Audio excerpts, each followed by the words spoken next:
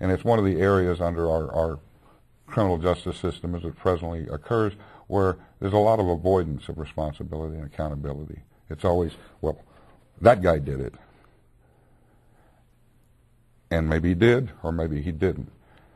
But sometimes, and it shouldn't happen in America, we all know that, it shouldn't happen. But it does, for whatever agenda, whether it is through a mistake that is then compounded or through other personal agendas.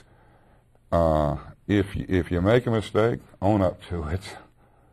And that's one of the problems within the system is we make too many mistakes because people are involved in it. And it's one of the things that brings me to the very difficult issue of the death penalty. I don't know a whole lot of things absolutely, Tom. But one of the things I do know absolutely is that an innocent man or woman can be convicted of something they didn't do in this country. That one I know. But for the grace of God, and by the way, the color of my skin, the reason I didn't receive the death penalty, I had an all-white jury. I looked too much like the folks in that jury. Ultimately, we got that feedback. Had the color of my skin been a little bit darker, I'd be sitting on death row in Alabama today, or had the state had its way, I'd be a dead man today. Really, the jurors, a couple of did admit it.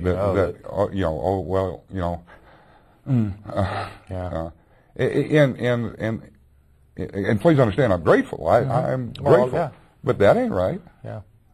Well, it's just more proof of what you're saying. That innocent people can be convicted, and some people are more likely to be given the death penalty, whether they deserve it or not, or whether they're guilty or not. Exactly. Than other people, whether they're guilty or not. You know, and before this all began, before Shar and I were shot, I was probably like most Americans. No one had ever asked me where I stood on the death penalty. I was educated in Catholic schools. I went through a university, spent 30 years now with a membership in the United Methodist Church.